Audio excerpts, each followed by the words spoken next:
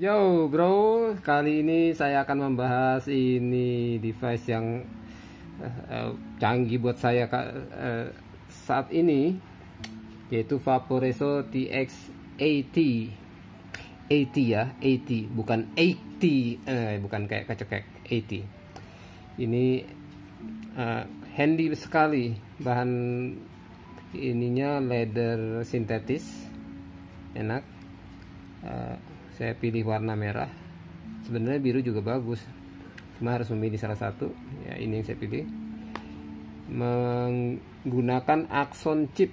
Ya, pasti teman-teman sudah tahu ya Axon chip performanya seperti apa. Dia menggunakan baterai eksternal. Sayangnya tidak semua tipe baterai bisa dipakai di sini. Hanya yang 650 seperti ini.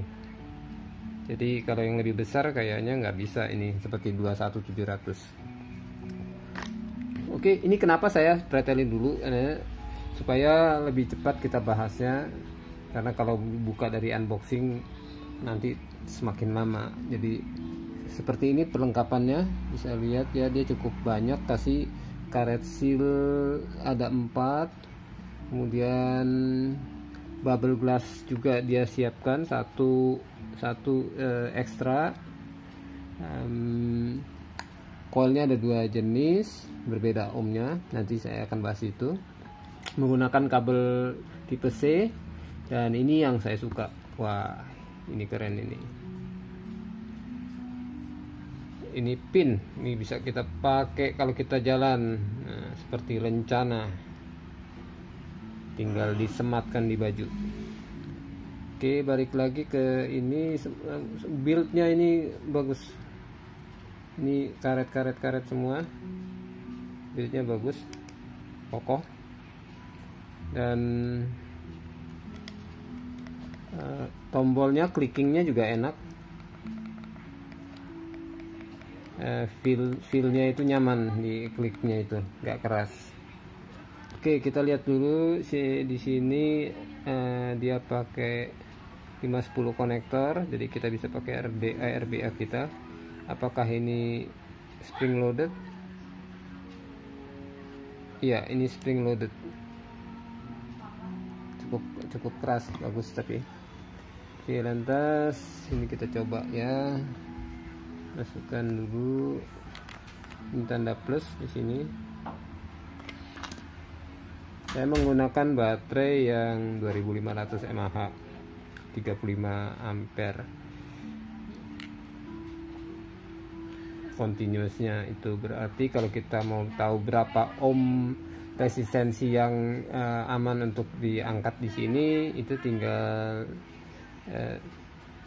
kalau nggak salah 3,7 ini dibagi dengan 35. Nah, ini saya agak takut kalau pasang ini sebenarnya, tapi ini cukup nyaman ya. Begitu langsung masukin, kita tinggal putar langsung bisa. Karena saya pernah coba satu pot itu model begini, masukinnya agak susah dan beresiko ininya selek. Nah, tapi kalau ini enggak, ini enak, tinggal gini aja. Nah, ini agak mudah. Kita kencengin dulu. Ini udah paling kenceng ini. Tapi ketinggiannya ini agak keluar ya. Nah, bisa kelihatan ya. Harusnya lebih masuk sih. Harusnya bisa lebih masuk. Ini agak sedikit keluar. Mungkin harus lebih kencang lagi. Tapi ini sudah kencang, nanti malah nggak bisa dibuka. Nah, kalau lihat dari sisi sini, ini juga masih timbul keluar tuh sedikit.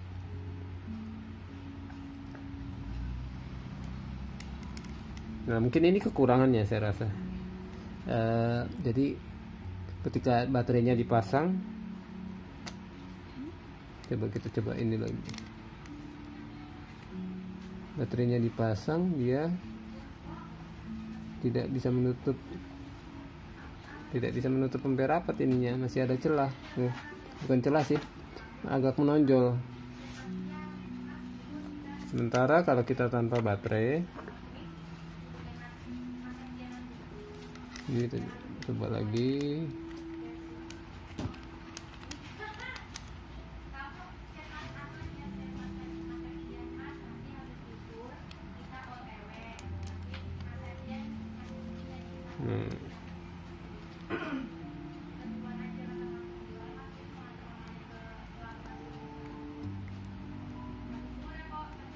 Nah ini kan dalam keadaan sudah masuk semua. Nah ini kan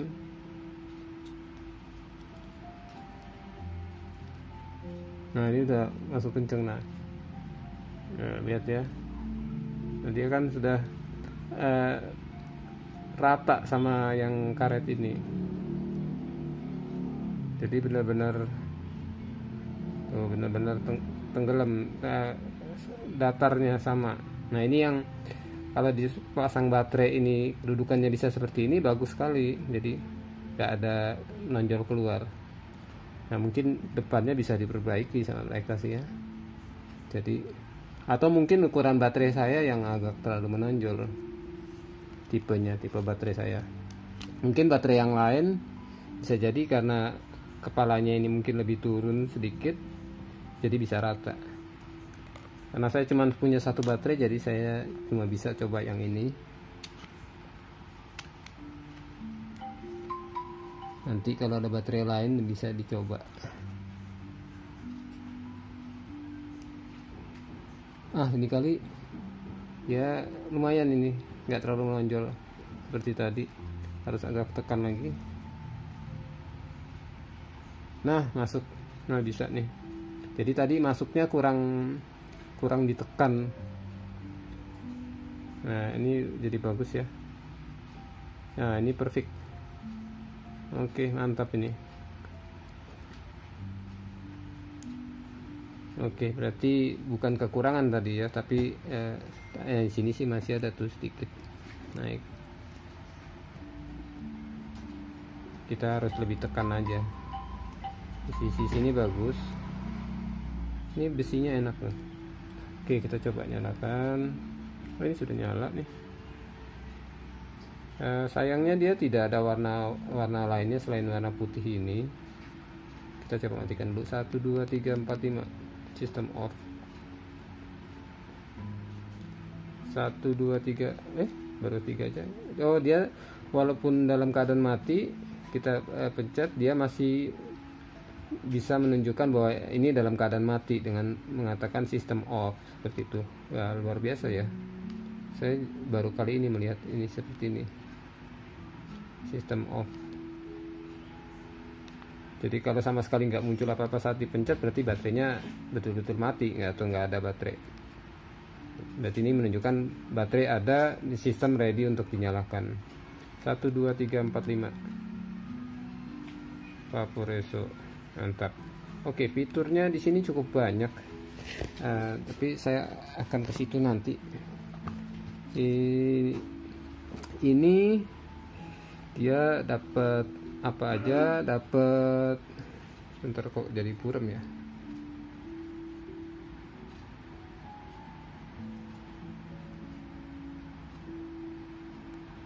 Nah, kamera jadul gini. Dapat tank ininya 1, bubble glassnya 2, ada 1 spare. Kemudian drip tipnya ini bagus juga, drip tipnya bisa diganti kayaknya, udah pakai drip tip yang kita suka. Itu modelnya tinggal iya bener kan? Oh salah deng. Ini dia. Ini drip tipnya di sini. Nah seperti itu. Ini bisa ditukar sama drip tip yang kita suka. Oke, tas dalamnya ini bagian top capnya, ini base nya,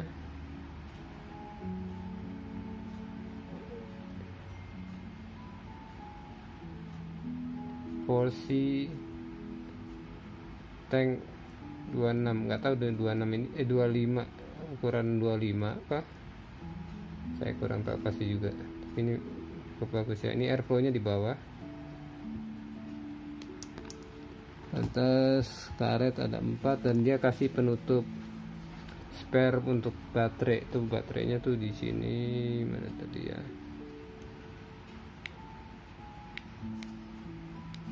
seandainya ini putus kita masih ada spare ini lagi, jadi jangan khawatir. Tadinya saya juga takut nih, wah kalau kecabut putus kayak seperti apa, ternyata disediakan ini. Lantas ini untuk apa? Ini untuk buka coil. Oke, saya mau coba. Ini ada powernya. Kalau di cas itu katanya menurut buku tadi dia akan menunjukkan berapa sisa waktu yang untuk menuju full. Nah ini dia, bisa kelihatan ya, 38 menit lagi menuju 100%. Nah ini sangat membantu, berguna ini. Jadi kita bisa tahu tinggal berapa lama lagi untuk kita capai full. Saya senang dengan fitur ini.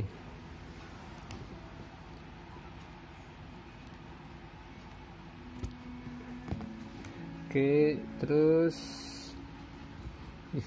bahas itu user interface-nya nanti. Saya ingin membahas ini coilnya. Coil disediakan ini besar loh. Kalau dibandingkan dengan dengan RGC-nya Smoke, ini RGC-nya Smoke.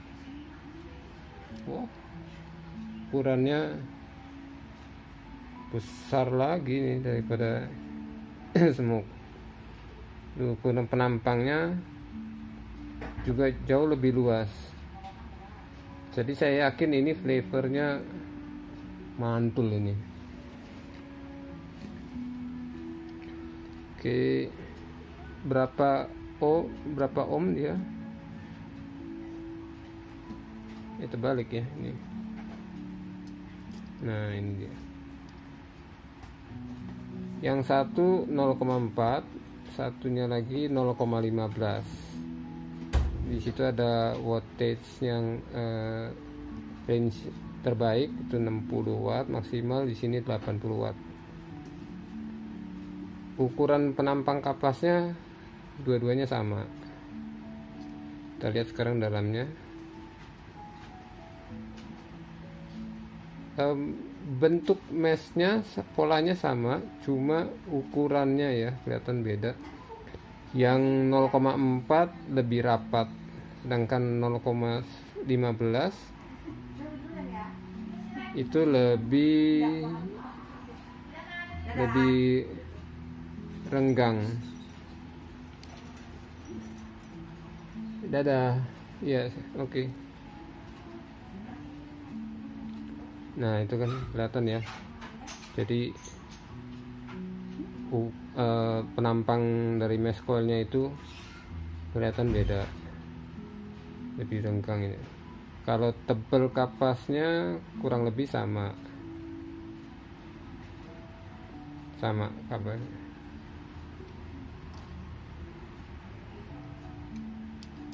Dari sini pun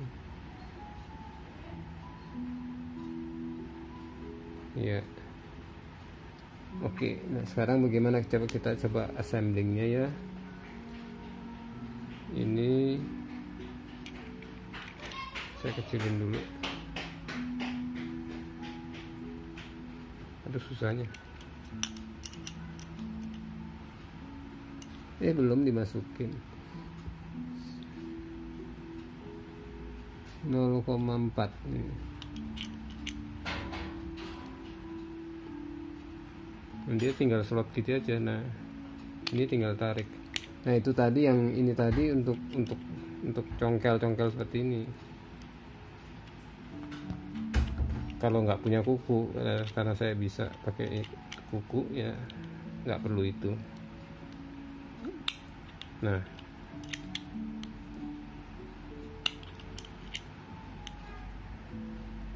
oke, lantas ngisinya bisa dari sini, cukup besar. Kalau seandainya kita mau ganti coil tapi liquidnya masih ada, ya sebaiknya caranya, kalau kita main langsung buka, kan tadi ditutup ya, kan ditutup. Nah, contoh seperti bisa dengan cara begini, kemudian ditutup sama capnya ini, dibalikan begini. Jadi misalnya nih, nah seperti ini, misalnya masih ada liquid, kita mau ganti coilnya ini, ya kita tutup semua ini, terus cabut. Paling dia jatuh ke bawah situ kan, liquidnya, baru kita ganti gitu. Kalau kita buka itunya ya terpaksa mau nggak mau seperti ini, tapi kalau miring seperti ini pun dia pasti akan tumpah juga karena daya tampung di sisinya ini sedikit sekali. Jadi cara terbaik kalau kita masih ada liquidnya cukup banyak, kita mau ganti coil ini, tutup semuanya dan kita begini kan, aman. Kalau seandainya tutupnya ini rusak, itu hilang, ya bisa ganjel karet lah, atau ya cara seperti ini, pindahkan cairannya itu ke tempat sementara dulu. Oke, ini kita balikan kembali, ini kita pasang base nya. Ini bisa di adjust kayaknya. Oh iya, ini pengaturan airflow nya.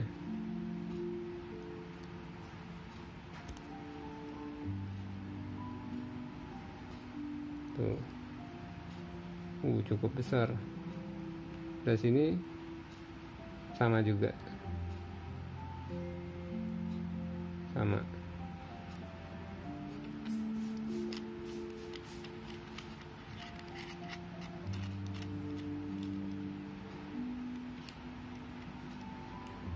Nah, itu kelihatan tuh open, close, kelihatan ada merahnya ya, agak enak, mudah kita untuk melihatnya apakah terbuka atau tertutup.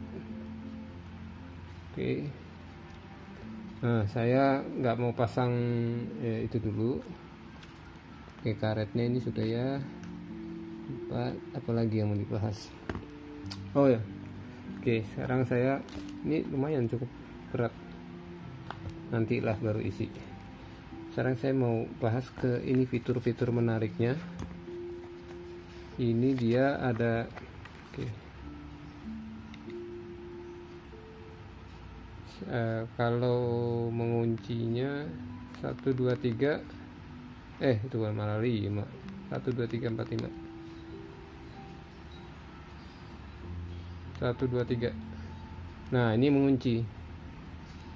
Kita mau itu mengunci untuk ini mengubah wattnya itu tidak bisa lagi, terkunci dia.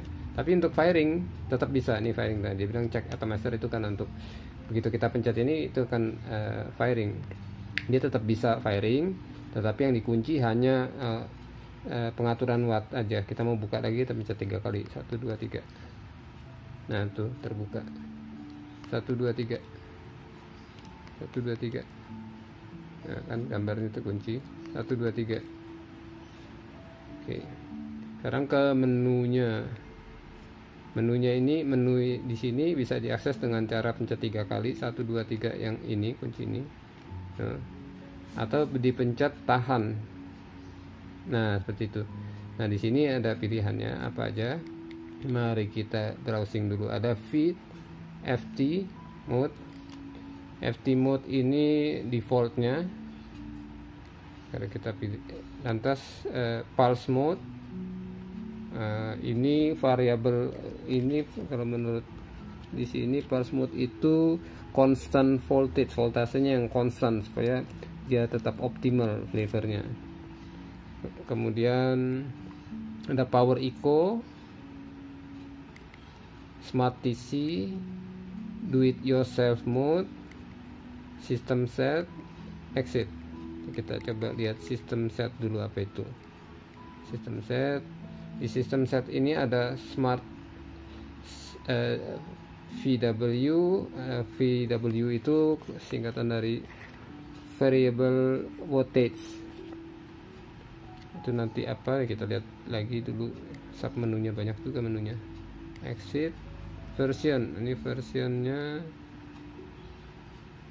PCBA 2020 bulan 11. Lihat lagi 5 November. Mudah-mudahan ada cara bisa buat upgrade nya lagi ya. Nah, auto eco, kalau smart VW tadi itu untuk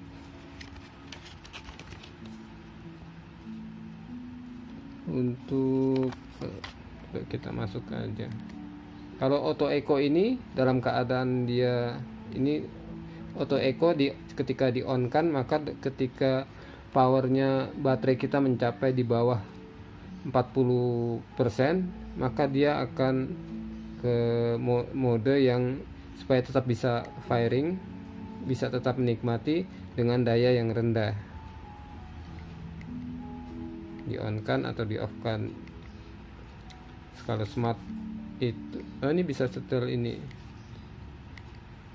Smart VW juga on atau off, itu untuk variable wattage. Lantas apa lagi tadi?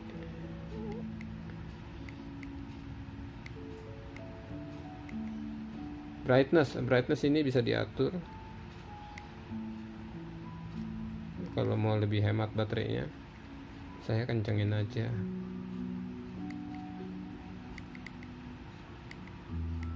Tadi ada flip kayaknya. Nah, ini flip screen untuk dirubah. Yes. Nah, jadi gini nih. Sekarang flip lagi. Yes. Nah, terserah kita mau yang seperti apa yang enaknya. Oke, kembali lagi ke exit tadi, itu sistem setnya. Exit. Nah, kalau yang default mode ini ya ini tetap seperti biasa, berarti watt maksimal 80 watt, dan dia pencet terus ke atas nggak bisa jadi ke yang terendah. Nah, itu bagus, berarti dia tidak round robin, tidak berputar kembali ya. Itu gunanya kalau seandainya layar ini rusak atau retak atau nggak kelihatan lagi tapi device-nya masih nyala, kita masih bisa mengira-ngira powernya berapa. Itu dengan kita tekan yang lama, terus kita hitung mundur 79, 78, 77, 76, 75. Oh enggak ya, berarti dia per 0,5. Berarti tadi kalau kita mau ke 75, seandainya ini nggak kelihatan atau rusak, kita 10 kali. 1, 2, 3, 4, 5, 6, 7, 8, 9, 10, 75 pasti. Nah, itu karena dia per 0,5 turunnya. Nah, ini biasa saya hafalin dulu karakteristiknya. Jadi sewaktu-waktu layarnya ada masalah tetapi masih bisa firing, saya tetap sudah tahu mesti bikin apa. Nggak bingung lagi. Ya, jadi ini per 0,5. Kalau kita turun sampai paling bawah itu 5 watt. Nggak bisa juga ke bawah, nggak bisa kembali ke atas. Oke, bagus. Berarti kita kalau mau ke 10 watt 10 kurang 5 kali 2 10 kali ya, tutup. 1, 2, 3, 4, 5, 6, 7, 8, 9, 10 watt. Seperti itu. Tapi mungkin ini karena tadi tuh agak ini default ya. Sekarang kita berubah ke yang pulse mode. Pulse mode ini konstan.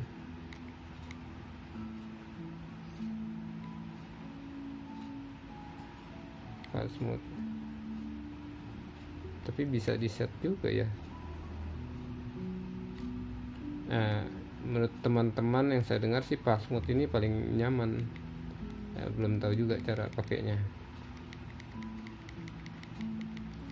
Oke, lantas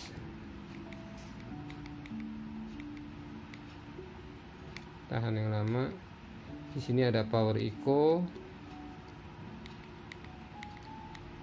Dia akan menyesuaikan, ini katanya power eco-nya ini ketika baterai di bawah 40% dan nggak bisa support yang preset powernya, maka dia akan memberikan opsi masuk ke power eco supaya bisa tetap firing dalam keadaan yang baterai lemah. Power eco tadi smart DC, ini smart DC untuk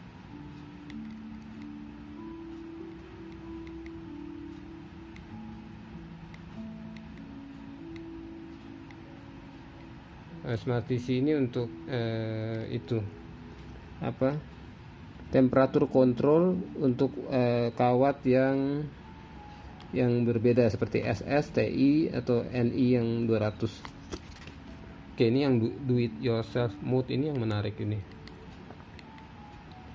Di sini ada mode VW, variable wattage, sama VT. VT itu variable temperature control mode. Jadi untuk coil yang SS, NI, VTI, MI. Nah, saya juga pusing itu. Itu yang pro lah yang ngerti. Kemudian ini VV, variable voltage mode.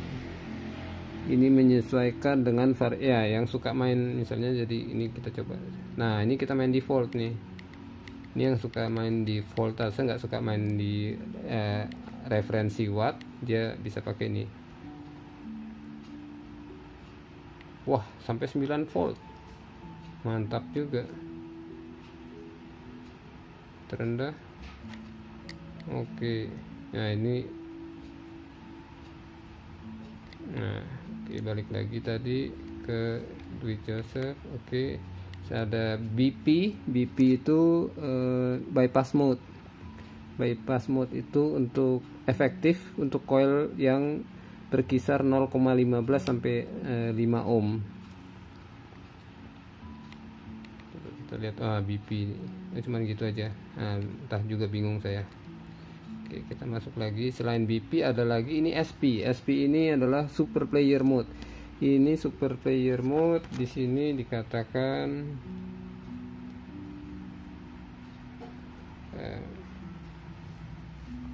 untuk coil resisten yang ini luar biasa ya, 0,03 di bawah 0,1, jadi sangat-sangat rendah, ultra 0,03 sampai 0,05, bukan 05 ya, 0,05 tuh, 0,03 hingga 0,05. Sistem akan meminta kita untuk masuk ke super player mode, yang mana itu yang efektif, yang cocok untuk RDA yang bermain di ultra low resistance itu. Wah, ini buat trigger kayaknya, atau yang mau cloud chasing mungkin. Nah, ini SP kita coba masuk. Oh, itu SP itu. Berarti kalau kita main yang tadi di bawah 0,03 sangat rendah, itu dia bisa support kita pakai ini. Kalau pakai yang mode yang lain mungkin nggak ke detect atau apa, jadi kita harus setting ke rubah ke yang ini.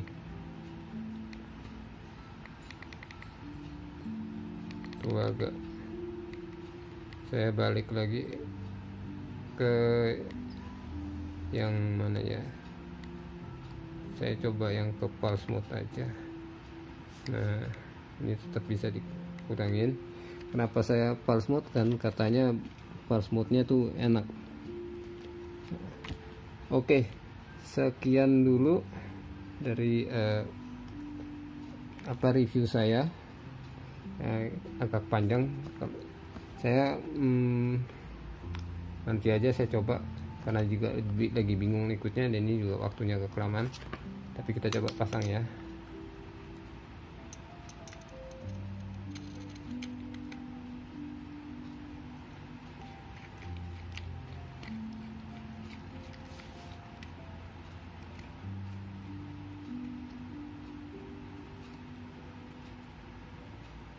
agak kencang. Wah, jadi seperti ini. Wah, agak berat juga kalau setelah dipasang atomizernya, lumayan berat. Tapi ya nggak usah takut lah, berat seperti ini pun dilempar-lempar jatuh, dia aman, kuat, cocok untuk yang suka outdoor. Cuma kepalanya ini agak berat begitu ya ke depan. Jadi kalau dalam keadaan kita berdirikan seperti ini, ya harus yang ininya agak datar. Kalau agak nggak terata, dia bisa jatuh ke sana sini. Kepalanya cukup berat. Resiko kaca pecah kecil sekali karena ini karetnya peredamnya cukup bagus. Tapi bisa aja ketika jatuhnya itu benda tajamnya langsung menuju sini, bisa retak, bisa pecah. Makanya dia sediakan itu. Oke, saya nggak berani ini karena belum saya isi. Nanti tahun baru aja baru saya coba tes. Oke, sekian dulu teman-teman. Ini coba tes ya. Nah, dia menunjukkan butuh waktu 40 menit untuk menyelesaikan sampai 100%. Ini indikator ini bagus, sangat berguna. Dia bisa tahu. Oke teman-teman, terima kasih sudah menyaksikan video saya yang panjang ini.